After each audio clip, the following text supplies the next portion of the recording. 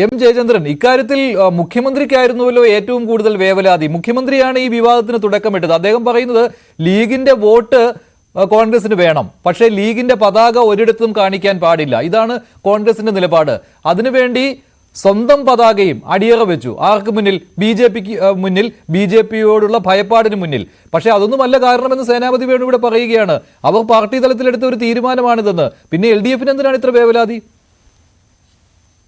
ഇത് വേവലാതിയൊന്നും പ്രശ്നമല്ലല്ലോ മഞ്ജുഷ്. ഇതിപ്പോ പ്രിയ സുഹൃത്ത് ശ്രീ സേനാപതി വേണു പറഞ്ഞതുപോലെയാണ് വസ്തുത എങ്കിൽ എന്നൊന്ന് അടിവരയിടുന്നേ. എങ്കിൽ UDF-ന് ഇത്രയും വിഷമിക്കേണ്ട ഒരു കാര്യവുമില്ല. ഈ കാര്യം വളരെ ലളിതമായ സരളമായ ഒരു ആഖ്യാനമാണ്. അതങ്ങ് പറഞ്ഞാൽ മതി പരസ്യമായിട്ട്. പക്ഷെ അത് പറയാൻ എന്തുകൊണ്ടാണ് നേതാക്കന്മാർ ഇതുവരെയും തയ്യാറാവാത്തത്? ഇത് പറയാൻ ഇതുവരെ ഞാൻ കേട്ടതിൽ ഒരു സേനാപതി വേണു മാത്രമേ ഉണ്ടായുള്ളൂ. ഇതാണ് വസ്തുത എന്ന് പറയാനായിട്ട്.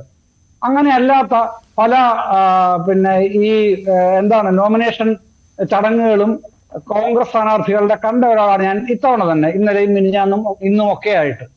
അതിവിടെ ഒന്നും ഈ പറഞ്ഞ തരത്തിലുള്ള ഈ ഇദ്ദേഹം ശ്രീ സേനാപതി വേണു പറഞ്ഞത് തരത്തിലുള്ള കാര്യങ്ങളായിരുന്നില്ല ഞാൻ കണ്ടത്. കേരളം പൊതുവിലും കണ്ടത് അങ്ങനെ ആയിരുന്നില്ല. കൊടി മുക്കിയതാണോ, അതോ അമക്കിയതാണോ, അതോ മറ്റെന്തെങ്കിലും കാര്യങ്ങളാണോ എന്നൊക്കെ ഉള്ളതിലേക്ക് വരുന്നതിന് മുമ്പ് മഞ്ജുഷ് മറ്റൊരു കാര്യം പറയട്ടെ. ഇത് ഇന്നത്തെ പത്രസമ്മേളനം തന്നെയാണ് ശ്രീ VD സതീശന്റെ, പ്രതിപക്ഷ നേതാവിന്റെ. അദ്ദേഹം പറഞ്ഞത് നമ്മളെല്ലാവരും കേട്ടതാണല്ലോ. SDP-യുടെ കാര്യം, ഞങ്ങൾക്ക് പിന്തുണ വേണ്ട, അവരുടെ സംഘടന എന്നുള്ള നിലയിൽ അവരുടെ പിന്തുണ ഞങ്ങൾക്ക് വേണ്ട, പക്ഷെ വ്യക്തികൾക്ക് പിന്തുണയ്ക്കാം, അതിന് ഞങ്ങൾക്ക് കുഴപ്പമൊന്നും എതിർപ്പില്ല.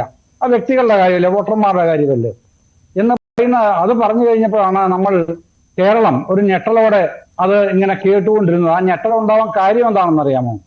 ജനുവരി 22-നായിരുന്നല്ലോ അയോധ്യയിലെ പ്രാണപ്രതിഷ്ഠ ചടങ്ങ്. അന്ന് AICC നേതൃത്വം പറഞ്ഞത് എന്തായിരുന്നു? AICC കോൺഗ്രസ് ഒരു ദേശീയ പാർട്ടി എന്നുള്ള നിലയിൽ ആ ചടങ്ങിൽ പങ്കെടുക്കുന്നില്ല. അതേസമയം വ്യക്തികൾക്ക് അവിടെ പങ്കെടുക്കുന്നതിന് ഒരു തടസ്സവുമില്ല, വിലക്കുമില്ല, പങ്കെടുക്കാം എന്ന് തന്നെ ദേശീയ തലത്തിൽ വ്യക്തമാക്കിയ പാർട്ടിയാണ് കോൺഗ്രസ്. അപ്പൊ അതിന്റെ കുഞ്ഞു പതിപ്പാണ് ഇന്ന് VD സതീശൻ പത്രസമ്മേളനത്തിലൂടെ പുറത്തുവിട്ടത്. സംഘടന എന്നുള്ള നിലയ്ക്ക് SDP-യുടെ പിന്തുണ UDF-ന് വേണ്ട. പക്ഷെ SDP പറഞ്ഞ എന്തായിരുന്നു മിനിഞ്ഞാന്ന്? SDP-യുടെ സംസ്ഥാന പ്രസിഡന്റ് പറഞ്ഞത് UDF-നെ പിന്തുണയ്ക്കുന്നൊന്നല്ല. നമ്മളൊക്കെ കേട്ടത്, ഇനി ഞാൻ കേട്ടതിന്റെ കുഴപ്പമാണെങ്കിൽ വീണ്ടും ഒന്ന് എടുത്തു നോക്കിയാൽ മതി, അറിയാമല്ലോ. ദേശീയ തലത്തിൽ BJP-ക്കെതിരെ പ്രവർത്തിക്കുന്ന കക്ഷി എന്നുള്ള നിലയ്ക്കാണ് കോൺഗ്രസിനെ ഞങ്ങൾ പിന്തുണയ്ക്കാൻ തീരുമാനിച്ചത്. ഇവിടെ കോൺഗ്രസ് UDF-ന്റെ ഒപ്പമായതുകൊണ്ട് UDF-നെയാണ്. ഇതാണ് അദ്ദേഹം വിശദീകരിച്ചത്. അല്ലാതെ കേരളത്തിൽ UDF-നെ പിന്തുണയ്ക്കുന്നു എന്ന് പറഞ്ഞൊരു വിശദീകരണം നടത്തുകയല്ല ചെയ്തത്. അപ്പോ കോൺഗ്രസിനെയാണ് SDP പിന്തുണയ്ക്കുന്നത് BJP-ക്കെതിരായിട്ട്.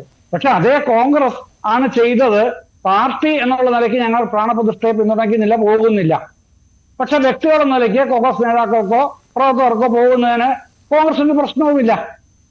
ഇതിന്റെ വലിയ എക്സ്റ്റൻഷനാണല്ലോ അവിടെ നടന്നത്. അതൊന്ന്. ഏറ്റവും പ്രധാനപ്പെട്ട സംഗതി എന്ന് പറയാം, ഇന്ന് PK കുഞ്ഞാലിക്കുട്ടിയും പറഞ്ഞല്ലോ, കുറെ കാര്യങ്ങൾ പറഞ്ഞല്ലോ. തമിഴ്നാട്ടിലെ കാര്യം പറഞ്ഞു, കോൺഗ്രസിന് പിന്തുണ ഇല്ലെങ്കിൽ ഇടതുപക്ഷത്തിന്റെ പശ്ചാത്തലത്തിന്റെ കാര്യം പറഞ്ഞു. പക്ഷെ ഇദ്ദേഹം ഓർക്കേണ്ട ഒരു കാര്യമുണ്ട് കേട്ടോ. എന്താണെന്നറിയാമോ? ഈ ലീഗിന്റെ സ്ഥാപക നേതാവാണല്ലോ ഖാലിദ് മില്ലത്ത് സാഹിബ് എന്ന് അവരൊക്കെ അഭിമാനപൂർവ്വം പറയുന്ന ആ മനുഷ്യൻ, ആ മഹാനായ മനുഷ്യൻ തമിഴ്നാട്ടിലൊരു സീറ്റ് കിട്ടിയില്ല, മത്സരിക്കാൻ പോലും. അവസാനം ഖാലിദ് മില്ലത്ത് സാഹിബിന് കേരളത്തിൽ നിന്ന് മത്സരിക്കേണ്ടി വന്നു. അത് ശ്രീ PK കുഞ്ഞാലിക്കുട്ടി മറന്നുപോകരുത്.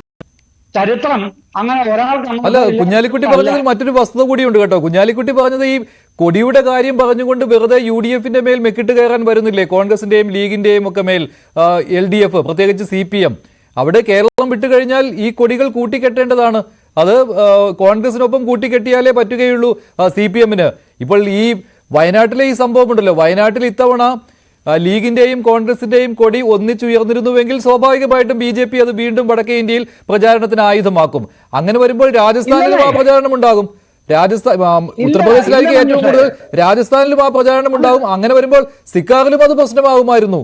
അത് കാണാതെയാണോ CPM അങ്ങനെ ഒരു, പ്രത്യേകിച്ച് മുഖ്യമന്ത്രി അങ്ങനെ ഒരു ആക്ഷേപം ഉന്നയിച്ചത്? സിക്കാറിൽ എങ്ങനെയാണ് അവിടെ കോൺഗ്രസിന്റെ സപ്പോർട്ടിലാണ് അവിടെ CPM മത്സരിക്കുന്നത്?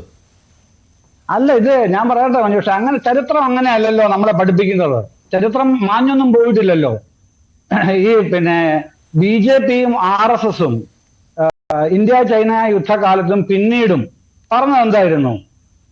ഈ പിന്നെ ചൈനയുടെ കൊടി ചെങ്കൊടിയാണ്. ഇവിടെ ഇടതു പാർട്ടികൾ ആ ചെങ്കൊടി തങ്ങളുടെ കൊടിയായി അംഗീകരിക്കുന്നത് തെറ്റാണ്, അത് പുനഃപരിശോധിക്കണം, മാറ്റണം എന്നാവശ്യപ്പെട്ട എത്രയോ സന്ദർഭങ്ങൾ ചരിത്രത്തിലുള്ള ഓർക്കുന്നില്ല ഇവരാരും. എന്നിട്ട് ഇപ്പോ അത്തരത്തിലുള്ള ഒരു നിലപാട് കഴിഞ്ഞ കുറെ കാലങ്ങളായിട്ടെങ്കിലും ഏതെങ്കിലും BJP നേതാവോ RSS നേതാവോ പറയുന്നുണ്ടോ? അത് അന്തർധാരയാണെന്ന് പറഞ്ഞാൽ ചിലപ്പോഴും ഇല്ലല്ലോ. അങ്ങനെ പറഞ്ഞു നോക്കട്ടെ, നിങ്ങളുടെ ചെങ്കൊടി ചൈനീസ് കമ്മ്യൂണിസ്റ്റ് പാർട്ടിയുടെ കൊടിയുടെ നിറമാണ്, ഇന്ത്യയും ചൈന തമ്മിൽ യുദ്ധം ഉണ്ടായതാണ്, അതുകൊണ്ട് അത് പാടില്ലെന്ന് ഇപ്പൊ പറഞ്ഞു നോക്കട്ടെ. ഇടത് പാർട്ടികൾ അംഗീകരിക്കുമോ? CPM അംഗീകരിക്കുമോ? ഇല്ലല്ലോ. അങ്ങനെ പറയാനില്ലല്ലോ. അതുകൊണ്ട് അമിത്ഷാ കഴിഞ്ഞ 2019 ഇലക്ഷൻ അങ്ങനെ പറഞ്ഞു എന്ന് പറഞ്ഞതുകൊണ്ട് സ്വന്തം കൊടി അവനവന്റെ ഇന്റഗ്രിറ്റിയാണ്, ആ കൊടി ആ പാർട്ടിയുടെ ഇന്റഗ്രിറ്റിയാണ്. ഇന്ത്യൻ യൂണിയൻ മുസ്ലിം ലീഗ് എന്നാണ് പാർട്ടിയുടെ പേര്, അല്ല വെറും മുസ്ലിം ലീഗ് എന്നല്ല, ഇന്ത്യൻ യൂണിയൻ മുസ്ലിം ലീഗാണ്. ആ ഇന്ത്യൻ യൂണിയൻ മുസ്ലിം ലീഗിന്റെ ഇന്റഗ്രിറ്റി ആയ കൊടി അമിത്ഷായെ പോലൊരു BJP നേതാവ്, ഇപ്പൊ ആഭ്യന്തരമന്ത്രിയായിട്ടുള്ള ആ പ്രമുഖ വ്യക്തി പറഞ്ഞതുകൊണ്ട് കഴിഞ്ഞ തവണ അവർക്ക് ക്ഷീണം സംഭവിച്ചു എന്നാണ് വിലയിരുത്തുന്നതെങ്കിൽ അത് ഇവരുടെ പ്രശ്നമല്ലെന്നാണ് ഞാൻ പറയുന്നത്. അതിന്റെ ഉദാഹരണമാണ് ഞാൻ കോൺഗ്രസിന്റെ ആദ്യം പറഞ്ഞ ഉദാഹരണം പറഞ്ഞത്. ഇത് കോൺഗ്രസ് മതഹിന്ദുത്വം എന്ന് പറഞ്ഞ് കൊണ്ടു നടക്കുന്നത് നമുക്ക് എല്ലാവർക്കും അറിയാമല്ലോ.